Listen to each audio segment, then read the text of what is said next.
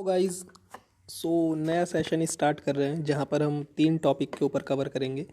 First of all convergent of a sequence, उसके कुछ examples and last एक theorem जो बहुत फेमस है, every convergent sequence is bounded.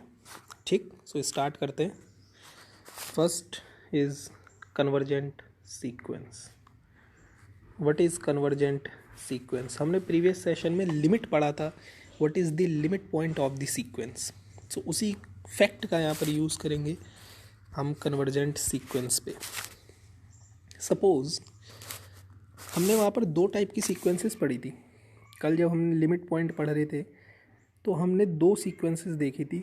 हम देखते हैं दोबारा उन दोनों सीक्वेंसेस के ऊपर काम करते हैं। फर्स्ट थी हमारी ऑसिलेटिंग सीक्वेंस जो 1 और -1 के बीच लगातार ऑसिलेट कर रही थी, एंड एक थी हमारे पास 1/n टाइप की सीक्वेंस जो 0 पर टेंड कर रही थी, है ना। 2 सीक्वेंसेस पढ़ी थी हमने, एक 1/n और एक -1 की पावर n। यहाँ पर हमारे पास 2 लिमिट पॉइंट थे सीक्वेंस के, कि सीक्वेंस की टर्म लगातार कभी इधर कभी इधर कभी इधर कभी इधर, ऑड वाली टर्म्स सारी माइनस के पास और इवन वाली टर्म्स सारी +1 के पास जा रही थी। ठीक है, लेकिन जो हमने 1/n टाइप की सीक्वेंस पढ़ी थी, इस सीक्वेंस की खासियत ये थी कि ये सीक्वेंस लगातार इस तरफ भाग रही थी और ज़ीरो के पास आकर एक ह्यूज एक्यूमुलेशन दे रही थी सेट के पॉइंटों का। ठीक है, तो इन्हीं 2 चीज़ों को हम अपने माइंड में रखते हैं और डेफिनेशन लिखते हैं, व्हाट इज़ कन्वर्जेंट सीक्वेंस।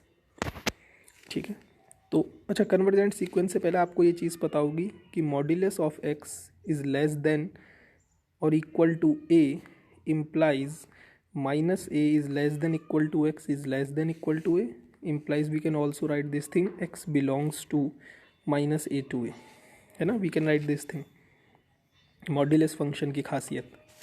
ठीक है, okay. Now let's start. What is convergent sequence? So a sequence an is said to be, this is said to be convergent at a real number। हम real sequence के ऊपर काम कर रहे हैं तो सीक्वेंस कन्वर्ज भी कहाँ करेगी? Real number alpha. So a sequence an is said to be convergent at a real number alpha if for every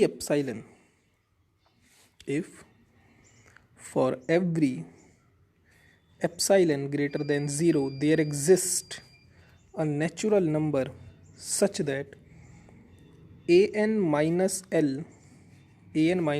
alpha, say it is alpha is less than epsilon for all n is greater and equals to capital N। तो ये हमारी definition है। इस definition को हम अच्छे से समझते हैं बिकॉज इस डेफिनेशन का ही इस्तेमाल आपकी सारी थ्योरम्स में किया जाता है। तो अगर आपको ये डेफिनेशन का लैंग्वेज समझ में आ रही है देन आप जितनी भी थ्योरम्स है सीक्वेंस की वो इजीली समझ पाओगे। कह रहा है हमारे पास एक सीक्वेंस है, ये सीक्वेंस कन्वर्ज करती है किसी रियल नंबर अल्फा पर। ठीक है, तो सपोज़ हम इस चीज़ को जो लिखा है उसको हम ड्रॉ करते रहते हैं। हमारे पास एक रियल लाइन है, यहाँ पर हमारे पास कहीं सीक्वेंस है। सपोज़ यहाँ पर हमारे पास कोई पॉइंट अल्फा है। ठीक है, here we have a point say alpha, say this is alpha. Okay, now let's start. क्या कह रहा है? A sequence an is said to be convergent at a real number alpha if for every epsilon. ये epsilon क्या है? ये neighbourhood है। ये कल हमने पढ़ा था ना लिमिट पॉइंट में नेबरहुड, ये एप्साइलन नेबरहुड है। ये कोई भी पॉजिटिव नंबर है, 0 से बड़ा आप कोई सा भी पॉजिटिव नंबर ले सकते हो, लेकिन हम कोशिश करेंगे कि उस पॉजिटिव नंबर को छोटे से छोटा लेने की कोशिश करें कि एक ऐसी नेबरहुड मिले। कैसी? हर एक एप्साइलन के लिए हमें एक नेबरहुड मिलनी चाहिए। देयर एग्जिस्ट, एक ऐसा नेचुरल नंबर एग्जिस्ट करेगा जो ये खासियत रखता होगा। Now what does it mean? अभी मॉड्यूलस मैंने आपको इसीलिए बताया था। What does it mean? What is the meaning of an minus alpha is less than epsilon for all n is greater than n। आपकी डेफिनेशन में ये है। इसका मतलब कि an is less than epsilon plus alpha is less then minus epsilon plus alpha. Means आपने ये alpha की एक नेबरहुड बनाई, ये हो गया माइनस एप्साइलन प्लस, बेटा ये हो गया माइनस एप्साइलन प्लस अल्फ़ा और ये हो गया एप्साइलन प्लस अल्फ़ा, और सीक्वेंस की टर्म यहाँ पर है ए एन। कब? हर एन के लिए जो एन से बड़ा है। What does it mean? इसको और अच्छे से समझते हैं। इसका मतलब है कि ए एन बिलोंग करेगा alpha minus epsilon to alpha plus epsilon for all n is greater than n. मतलब इस कैपिटल एन को अगर मैं पर्टिकुलर 100 रख दूं तो 100 के बाद इस एन की जो भी वैल्यूज़ होंगी, से 101, 102, 103 अप टू इनफाइनाइट, ये सारी टर्म इस नेबरहुड के अंदर होनी चाहिए। क्लियर? मीन्स अगर आपने ये अल्फ़ा है और आपने एक नेबरहुड बना ली अल्फ़ा माइनस एप्साइलन और अल्फ़ा प्लस एप्साइलन, और आप इस बात की गारंटी दे रहे हो कि n इक्वल टू 100 के बाद जितनी भी सीक्वेंस की टर्म है, टर्म क्या क्या बची? 101, A102, A103, A104 and so on, वो सारी टर्म इसी के अंदर होनी चाहिए। अगर ऐसा है तो ऐसी सीक्वेंस कन्वर्जेंट सीक्वेंस कहलाती है। अगर एक भी टर्म सपोज A1000 ये इस नेबरहुड के बाहर चली गई, तब ये सीक्वेंस कन्वर्जेंट सीक्वेंस नहीं बनेगी। ठीक, तो बेसिकली कन्वर्जेंट सीक्वेंस क्या होती है कि एक नेचुरल नंबर के बाद सीक्वेंस की सारी टर्म एक पर्टिकुलर नेबरहुड के अंदर चली जाएं। ठीक, तो ए एन इक्वल्स टू -1 की पावर n, क्या ये कन्वर्जेंट सीक्वेंस बनेगी? चेक करते हैं। क्या आप कोई ऐसा नेचुरल नंबर दे सकते हो, क्या आप कोई ऐसा नेचुरल नंबर दे सकते हो जिसके बाद सीक्वेंस की सारी टर्म एक नेबरहुड के अंदर हो? दे सकते हो आप ऐसा? ओके, लेकिन ये बात लुक डेफिनेशन का है, ये बात हर नेबरहुड के लिए सही होनी चाहिए, फॉर एवरी एप्साइलन, एक पर्टिकुलर एप्साइलन के लिए नहीं। ठीक है, तो कोई कहेगा सर एक काम करो, आप ये नेबरहुड ले लो, ये नेबरहुड, और इस नेबरहुड के अंदर ही सीक्वेंस की सारी टर्म है, क्योंकि सीक्वेंस पहले -1 पे थी, फिर 1 पे आई, फिर -1 पे 1 पे, फिर -1 पे 1 पे।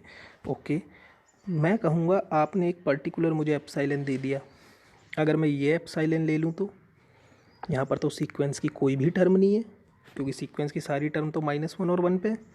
ठीक है, कोई दूसरा स्टूडेंट आएगा, दूसरा स्टूडेंट कहेगा सर एक काम करो, आप नेबरहुड को ये ले लो। फिर मैं कहूँगा नहीं, सीक्वेंस की आप वो नेचुरल नंबर क्या दोगे? मान लो आपने नेचुरल नंबर कैपिटल एन की वैल्यू 1000 दे दी, तो 1000 के बाद सीक्वेंस की सारी टर्म को इस नेबरहुड के अंदर होना चाहिए था ना, लेकिन नहीं है, क्योंकि यहाँ पर सारी इवन वाली टर्म है। तो 1002 ये इवन टर्म की सीक्वेंस यहाँ आ जाएगी, ये इस नेबरहुड को कूद के यहाँ आ जाएगी। तो नहीं, ये नेबरहुड भी नहीं ले सकता मैं, ये बड़ी वाली नेबरहुड भी नहीं ले सकता मैं, ये वाली नेबरहुड भी नहीं ले सकता मैं, ये वाली नेबरहुड भी नहीं ले सकता। इसका मतलब this sequence is not convergent, ये सीक्वेंस कन्वर्ज नहीं करती है। ठीक, what can we say about the sequence of a n equals to 1/n? What can we say about this sequence? Okay, let's draw, first draw the real line, and ये sequence हमने पढ़ा था 0 and 1, 1/2, 1/3 and टक टक टक टक टक, 0 के पास ह्यूज एक्यूमुलेशन, सीक्वेंस की टर्म यहाँ पर। क्या आप कोई ऐसा नेचुरल नंबर दे सकते हो कि सीक्वेंस की सारी टर्म उसके बाद इस नेबरहुड में? ठीक है, हम एक काम करते हैं, हम एक नेबरहुड ले लेते हैं, जितना छोटा हमसे पॉसिबल है उतना छोटा हम एक नेबरहुड कंस्ट्रक्ट कर लेते हैं। ये हमने कंस्ट्रक्ट कर लिया। क्या इस बात की गारंटी है कि सीक्वेंस की टर्म यहाँ पक्का होंगी? Are you sure about that? मैं बिल्कुल श्योर हूँ इस चीज़ से। क्यों हूँ श्योर? क्योंकि अगर आपने एप्साइलन क्या है, कोई भी पॉजिटिव नंबर है, ये एक नेबरहुड कंस्ट्रक्ट करेगा, तो मैं क्या करूँगा, मैं इस बात की गारंटी कैसे दूंगा कि सीक्वेंस की टर्म यहाँ है 1/एप्साइलन भी अगर एप्साइलन ग्रेटर देन 0 है तो 1/एप्साइलन भी ग्रेटर देन 0 होगा, यानी कि 1/एप्साइलन वाली जो टर्म है वो पक्का इस नेबरहुड के अंदर मिलेंगी। क्योंकि एप्साइलन अगर 0 से बड़ा नंबर है तो 1/एप्साइलन भी 0 से बड़ा होगा, और 1/एप्साइलन पक्का छोटा होगा एप्साइलन से, क्योंकि पॉजिटिव नंबर है, वो पक्का इस नेबरहुड के अंदर मिलेगा। तो yes, this sequence is convergent. आप यहाँ पे कोई सी भी नेबरहुड कंस्ट्रक्ट कर लो जो आपका मन कर रहा है, कितनी भी छोटी कितनी भी बड़ी सीक्वेंस की टर्म पक्का यहाँ मिलेंगी। और मिलने के बाद खासियत देखो, मिलने के बाद ये सीक्वेंस की टर्म कभी इस तरफ तो आएंगी नहीं, और 0 के इस तरफ कभी जा नहीं सकती। तो सीक्वेंस की सारी टर्म यहीं पर मौजूद होंगी। ठीक है, मैथमेटिकली इसको हम ऐसे भी शो करते हैं कि limit n tends to infinity an equals to alpha. Means आप सीधी लिमिट फाइंड आउट कर दो n tends to infinity. So अभी जो आपने पीछे क्वेश्चन पढ़ा, limit n tends to infinity 1/n is 0, तो yes this sequence is convergent. But अगर सीक्वेंस के 2 लिमिट पॉइंट आ गए, अगर एक से ज़्यादा लिमिट पॉइंट आया सीक्वेंस का, तो वो सीक्वेंस कभी कन्वर्ज नहीं कर सकती, क्योंकि ऐसी सीक्वेंस ऑसिलेटिंग सीक्वेंस बनती है। और कन्वर्जेंट सीक्वेंस के लिए हमें क्या चाहिए, एक नेचुरल नंबर चाहिए जिसके बाद सीक्वेंस की सारी टर्म एक पर्टिकुलर पॉइंट पर ही हो। तो यहाँ पर जब आप लिमिट लगाओगे, limit n tends to infinity -1 की पावर n, ये क्या मिलेगा, ये 2 टाइप में टूट जाएगा, -1 की पावर इवन और -1 की पावर ऑड। इवन वाली टर्म 1, ऑड वाली टर्म -1। यहाँ पर 2 लिमिट पॉइंट आ गए, so this sequence is not convergent. ठीक है ना। Now we have a very wonderful result. Result is every convergent sequence is bounded, but converse of this statement is not true. Means if a sequence is bounded, that doesn't implies it is convergent. Counter example ये रहा, this sequence is bounded between -1 and 1, but this sequence is not convergent. क्यों, क्योंकि इस sequence के 2 limit point हैं। ठीक है, सो इस रिजल्ट को हम प्रूफ करते हैं कि हर एक कन्वर्जेंट सीक्वेंस एक बाउंडेड सीक्वेंस होती है। तो if a sequence is convergent, अगर कोई सीक्वेंस कन्वर्ज करती है, so let an this be a sequence which converges at alpha. What does it mean? It's mean that by definition an minus alpha is less than epsilon for all n is greater than equal to n. अगर ये sequence alpha पे converge कर रही है तो ये बात hold होगी। ये बात होल्ड होने का मतलब क्या है कि an belongs to epsilon minus alpha and epsilon plus alpha. क्यों, what is this, what does it mean? Sequence की सारी टर्म अल्फ़ा माइनस एप्साइलन और alpha plus, sorry it is alpha minus epsilon and alpha plus epsilon. This is alpha minus epsilon alpha plus epsilon. ठीक, तो for all n is greater than n, मतलब एक time, ये definition है हमारी, एक time के बाद सीक्वेंस की सारी टर्म यहाँ आ गई, तो इस सीक्वेंस का लोअर बाउंड क्या हुआ, alpha minus epsilon, upper bound क्या हो गया, अल्फ़ा प्लस एप्साइलन। तो yes this sequence is convergent. So हर एक कन्वर्जेंट सीक्वेंस बाउंडेड सीक्वेंस होती है। इसका कॉन्ट्रा पॉजिटिव हम कैसे बनाएं कि if a sequence is not bounded, this implies it is not convergent. अगर कोई सीक्वेंस बाउंडेड ही नहीं है तो वो कन्वर्जेंट कभी नहीं हो सकती। जैसे an बराबर n, an बराबर माइनस n, an बराबर -1 की पावर n इंटू n, ये सीक्वेंस बाउंडेड ही नहीं है तो ये सीक्वेंस कन्वर्ज भी नहीं कर सकती। ठीक है ना। So thank you so much. Next session में और इसके थ्योरम्स के साथ मिलते हैं, कुछ और क्वेश्चंस के साथ मिलते हैं। तब तक के लिए bye bye and best of luck.